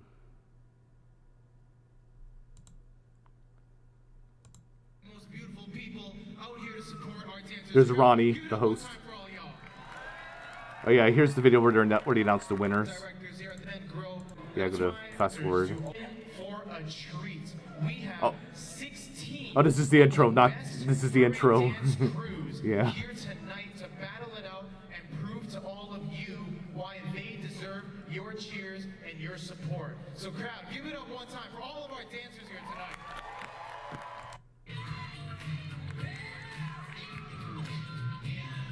Yeah, there's the Dutchy character.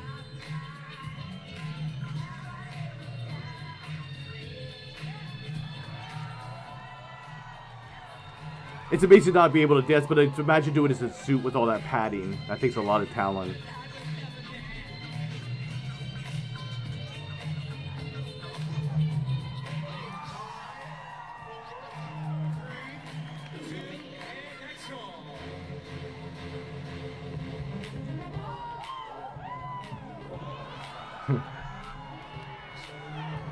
Skip ahead a little bit. Oh, here we go. Here's a raise. I just absolutely love him.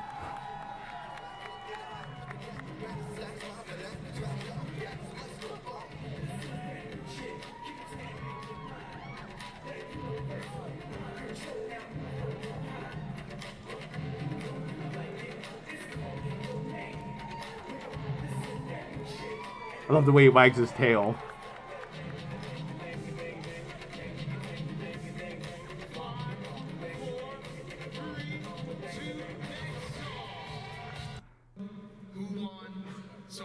All right, here's what he announced the winners. And I'm going to grab the hand of one of each team captain of the cruise. So either, let's say, Atsu and Newt, y'all good? And crowd. Stop NPCing, oh my god. Get in line. All right, crowd, I'm going to need your help to count us down. And I want you guys to count from 10. All right? You guys can count from 10. And the judge will point, and we'll find out which one of these two crews is our victor. So, crews, I want y'all to face the camera real quick. Crews, I want y'all to face the camera real quick. All right, you can NPC if you want, but we're gonna do it real quick. Crew, everybody in the room, from 10. Here we go. 10, 9, 8, 7, 6.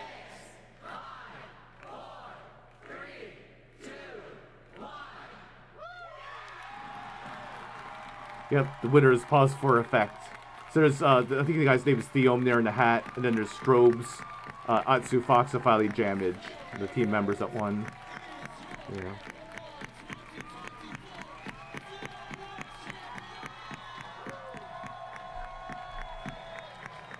Yep.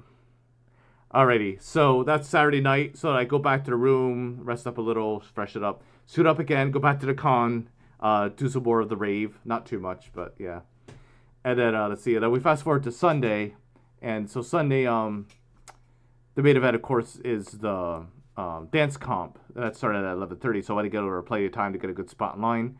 So I get there, I would say probably around 10:45ish, and so I get there. I'm like literally a second person in line, and then we go. They let us in a little early just to alleviate the congestion outside. And I thought I had like the perfect seat. I got a good like in the front section, sort of center stage. Here you can see the judges by way on the platform. You know, the AV guy kind of giving instructions. There's Gail on the left, familiar face of course. Then there's JD, dancer Keithy, I think the name is, and then finally Caden on the right, the winner of last year's comp. And so there they are, hanging out. So I thought I had a really, really good seat. And for first few moments, I had the perfect seat. And then things changed. Hey, Tiger. Take a look at this guy. This is Shep. Shep Goes Black. He does the comics. And it's like, oh, look at that. It's Shep. Yay. Got a cute fursuiter. And so apparently Shep and Gail are good friends. And so what ended up happening... Oh, get ahead of myself. Shep decides to park himself right next to Gail and was there the entire 2 hours of the competition. Now, would it matter except that when you're wearing a fursuit, of course, you're higher up and you're bigger. And unfortunately, he was kind of blocking my view for a good chunk, like for part of the stage, like it's on the right side. So unfortunately, there's parts of it of my footage where you can't see the dance at all. They're completely obscure because of Shep. And I was not happy about that, as you can imagine. But I behaved myself and kept my cool. It's like, you know, it is what it is. I can't control it. But yeah, I'm not sure how he got there. I guess he got Gail's invitation. But I didn't like the fact that he was there and blocking my view. Because if it weren't for him being there, I would have had the perfect view. But, you know, it is what it is. I still enjoyed it nonetheless. Alright, so here we have Jamage and Atsu Fox. Now, in this event, like similar to other events, they have solo dances as well as duets. But this time, there are two separate divisions. So they pick one winner for duets, and then you have like the top three for the solo. Alright, here's one of the MCs, Ronnie. And then here we have EKG again with Eigen and Keto. Here you can see the aforementioned Shep. Yeah. And unfortunately, the name escapes me who this guy is. Let me see if I think I have the lineup of the dancers. I'm trying to figure out. Yeah, I forget that dancer's name, but I love the fursuit. Here's Dapper in his fursuit. It's a familiar face. I see him every year. Yep. I love this bat fursuit. I don't remember the name, but still a cool suit. And then here we have Kyr, the demon. Love it, love it, love it, love it, love it. He's always entertaining. Yeah. And there we have Ray's scouting for his next prey. Yep.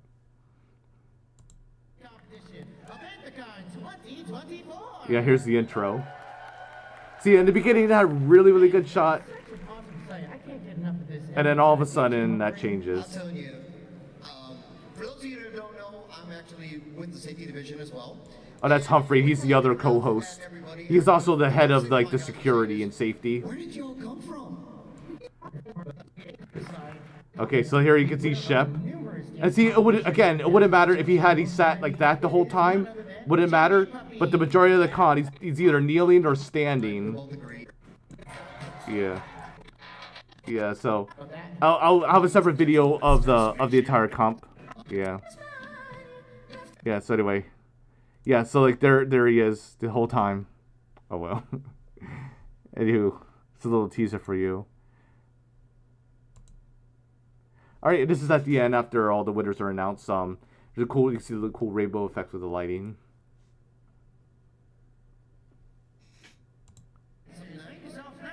Alright, yeah, here's where he announced the results. Skip ahead.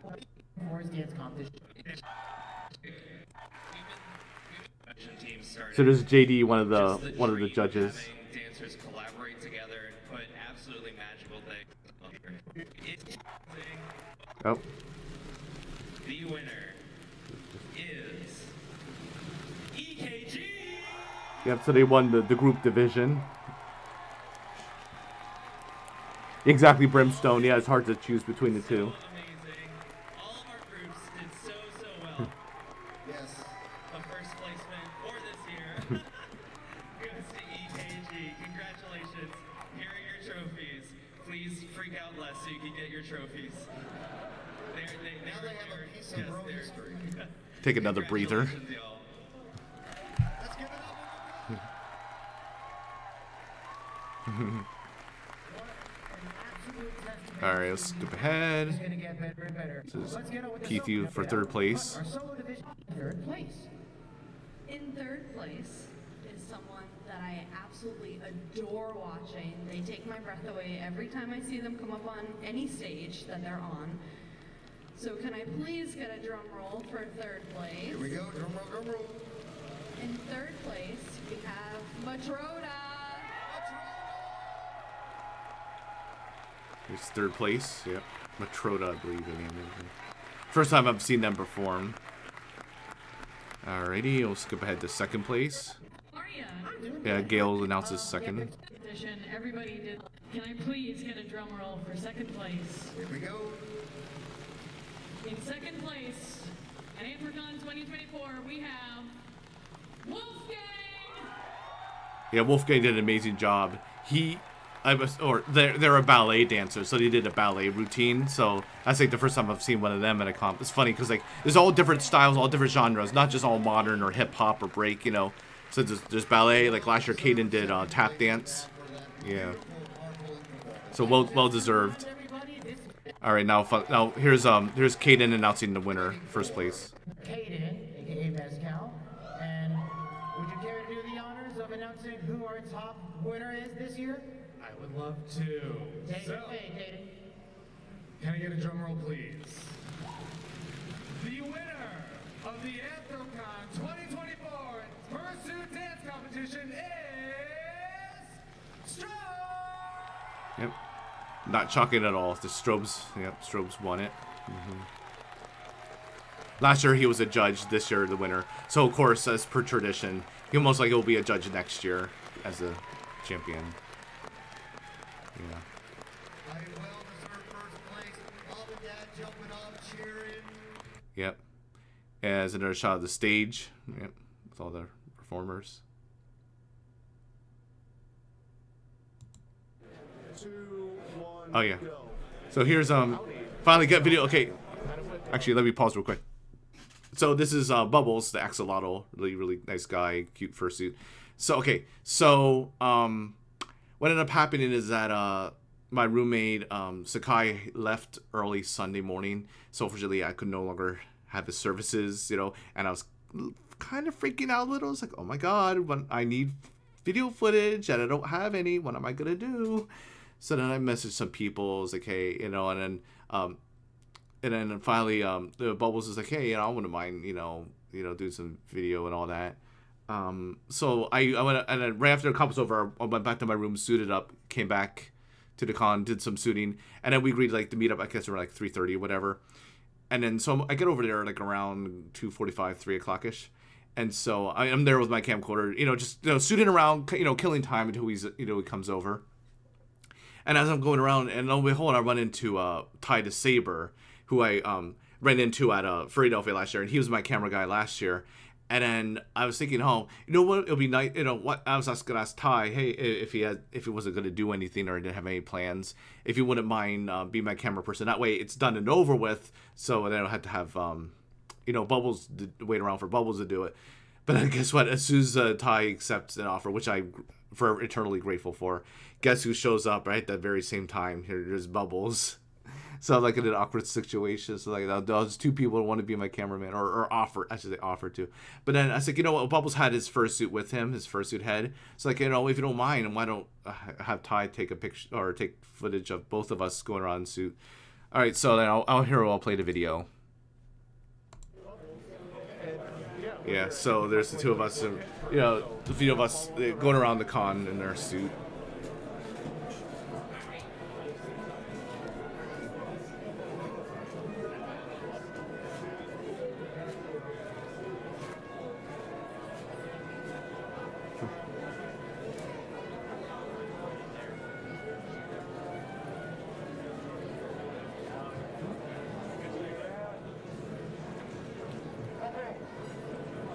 The nice thing was, since the dance comp was earlier this year than other years, I actually had extra time in Sunday afternoon to actually go suiting. Because like if it were like 1 to 3 like it was other years, I would have had time because then the closing ceremony would have been right afterwards.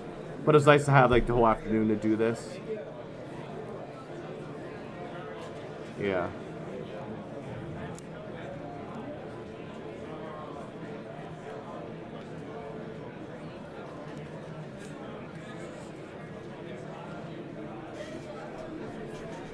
I'll skip it. Oh, uh-oh. Let's try this again. 2, 1, go. Howdy, it's Stalkaz. It's not gonna cooperate. We're here at Anthrocon 2024 Oh. Pittsburgh, so come follow us around. Where's the scroll bar? Let's try that again. 2, 1, go. Anyway, you get the idea. you'll see the full video then when I do my con video. Anyway, yeah. So I took a screenshot of the video as a picture. Thought it turned out nice. Oh yeah, then here's the picture. I forget who took this picture. Limey, I think the name is Limey. Yeah, so they tagged me. Unfortunately, like over the few days, I've been scouring, online to see if anyone else had pictures. I know it's quite a few people stopped and asked for my picture, which I always love that. But unfortunately, I didn't see any. I wasn't tagged in anything, and I was looking, through all the Anthrocon postings, and unfortunately, I didn't see myself in the picture. But yeah, but it's nice that they shared that. There's Barry Banana Dragon. I love the fursuit. Yeah. Here we have Lightning Flash, the My Little Pony. I ran into him at the New Year's Furry Ball as well as Philadelphia. I love the suit. You can see the LED lights up. LED lights. Yeah. Alright, here we have a cool unicorn fursona. Didn't catch the name, but love it. There's Ray's. That's how I was way in line for the dance comp. Yeah, he's kind enough to pose for me. Here we have one of those more for less suitors. Don't know the name, but yeah, he's holding a camcorder like mine, filming. Here we have Zillion. Yep, he's holding a camera, so he's doing his own photography. Here's the view standing on the 4th floor looking down. Yeah. Love the architecture, but I've said this a million times before. I can't stand the carpeting. It's so the ugly stripe. That's like the one thing I don't like about it. Otherwise, it's a beautiful building. Love the architecture. Here we have some first furry shenanigans. Not sure who they are, but yeah, they're having fun playing there. And then here's one of them standing up. And like the way the pattern is and design, it kind of reminds me of like those tour bus, like the seats on the tour bus, that kind of color. And then here's just a tree I ran into Fleur. Fleur's an artist, often draws it at femboy style. Love the fursuit. I told them I love their art. Really, really nice. Yeah. And then this fursuiter, this is not my distant cousin. No, as you can see, there's many similarities. The horse is literally named Horse. That's their name, is Horse. And they carry around like a train whistle, and they were blowing it throughout. Yeah. Tiger's sake, have you looked on Fur Track? Oh yeah, that's a good point. Yeah, I know about Fur Track, but yeah, I forgot about that. But I'll have to check that out then. Yeah, but thanks for the suggestion. Yeah, I completely forgot about that. All right, here's a sign outside the Headless Lounge, and then as you can see, there's the different rules, and at the very bottom is the most important. It says no horseplay, equines included. So, oh well, no horseplay. Thank you all. Oh, so here's the closing ceremony. So yeah, so they specifically, I did that, hung out with Bubbles for a little bit, and then it came back for the closing ceremony, and then of course the closing ceremony, they'll have the whole board of directors sitting on stage. Each gives a little speech about how it went, and they rattle off the numbers. Hey Max, good to see you. Yeah, better late than never. Yeah. So so obviously there's Unco K there doing his little spiel, and then they announce all the numbers and all that. So since I was running out of space with my SD cards and I was meaning to get another, I'll have to get a new one for Philadelphia, so I have more room. I wasn't able to record the closing ceremony in its entirety, but I got the big moments. 2024 is closed for now. Enjoy the evening. We will see you next year. Okay, so that's the end of it. Okay. All right. So okay, and then here's the tweet that Anthrocon sent out with the final tally. So the attendance was 17,639 attendees. So that blew MFF out of the water. Yeah. So it's now once again the Anthrocon is 2024, the largest furry convention in the world, by over I think it was 2,500 people. Now, the charity donation was over $100,000. So that's also a record to hit 6 figures. And the fursuit parade had 3,371 participants, slightly higher than last year, but not the increase wasn't that much. So, yeah. And yeah, so those are the final numbers. Okay, I believe this is the last picture. So let me resize myself. There I am. Alrighty. So now I'll give some final thoughts. Yeah, Daniel. Sign outside the Headless Lounge is some type of profiling ought to be said.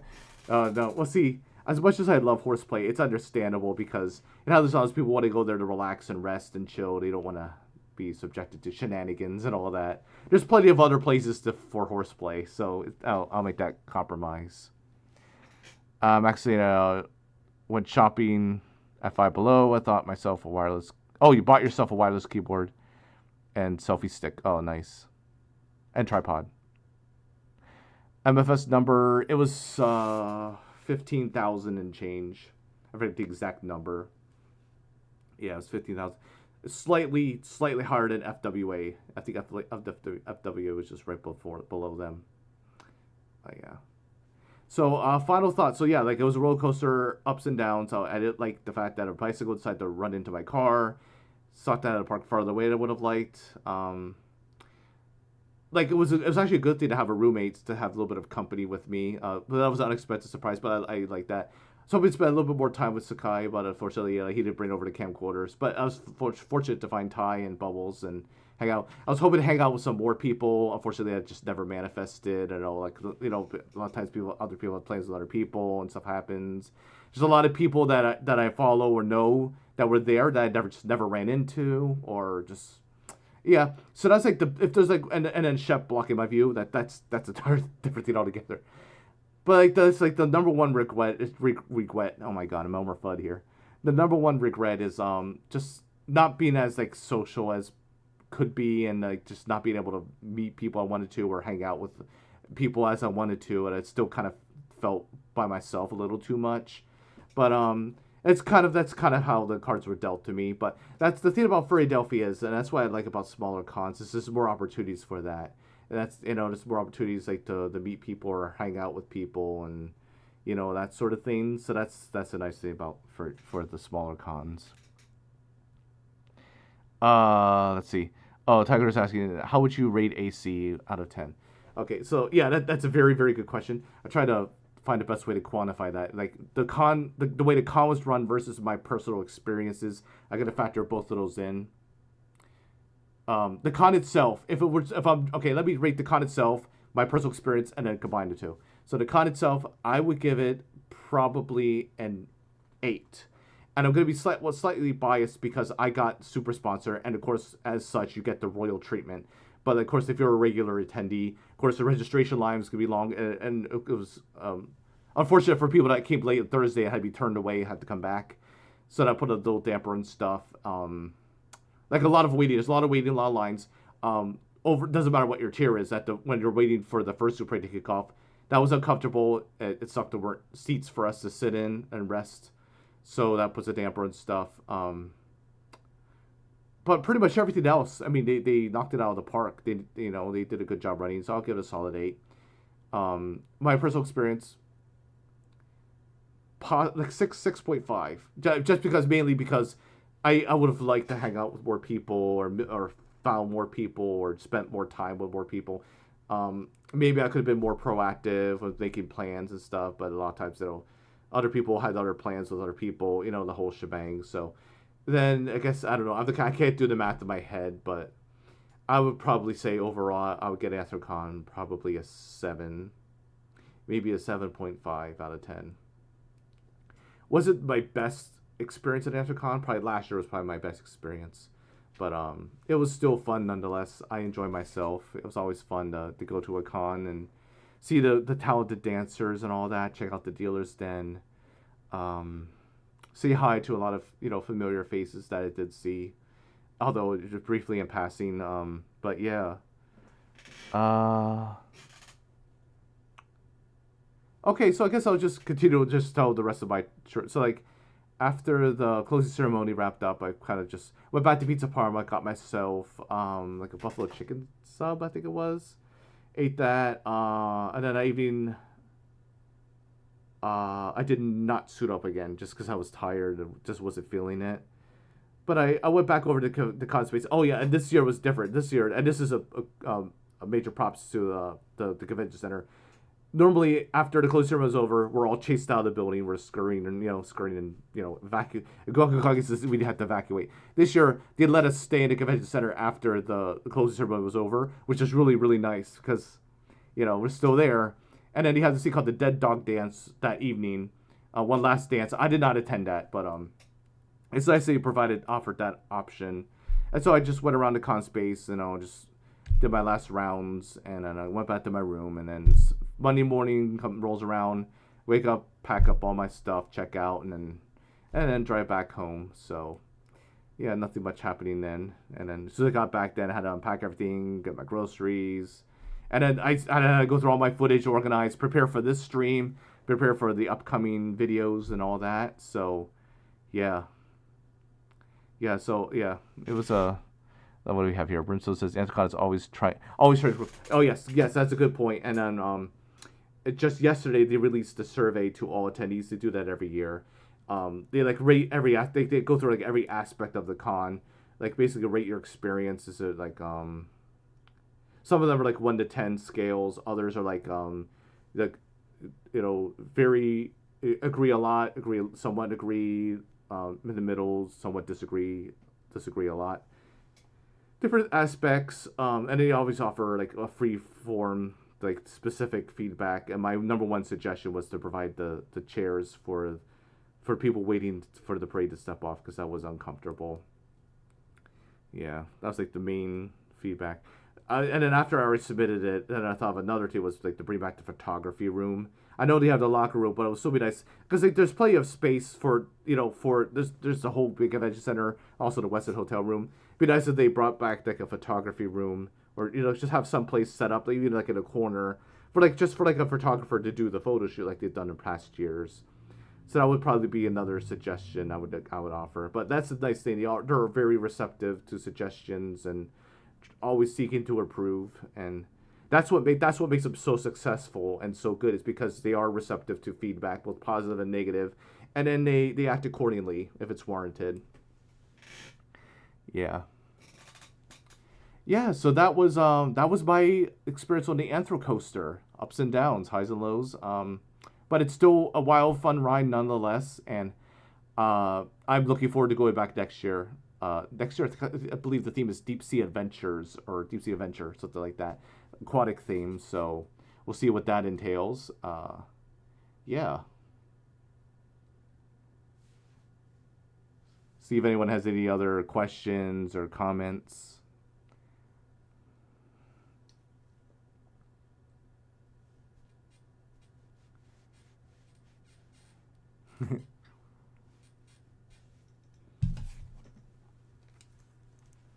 Put my shades on one last time. Oh. Uh-oh, my earring came off. Oopsies. Wardrobe malfunction. Here we are. Let's see.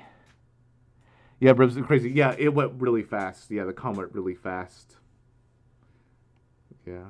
But the good news is that, like I said, Philadelphia is right around the corner, so I'm gearing up for that and looking forward to that.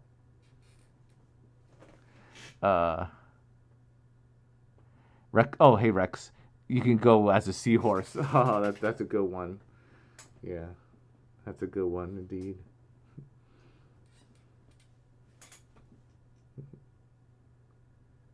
All right. Max says, I thought I let that damn bee out of my house, but it's still there, and I had it. Yeah, that's annoying. Yeah.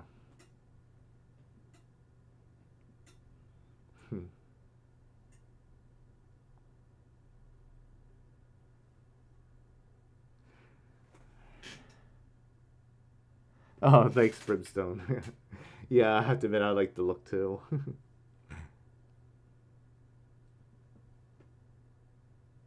Anywho, I guess this is a good time to wrap up the stream. I want to thank everyone for watching, listening to my tales. Yeah, it's fun reliving experiences all over again. And yeah, hope everyone has a great rest of your day and all that. And stay tuned. I'm going to throw lots of goodies and lots of con stuff at you. So get ready for that. And we're going to do this all over again next month for Philadelphia. So yeah, a lot of goodies coming your way. Oh, thanks, Tiger. Appreciate the compliment. Alrighty. On that note, go ahead and like, comment, subscribe. This is Stalkaz. See ya.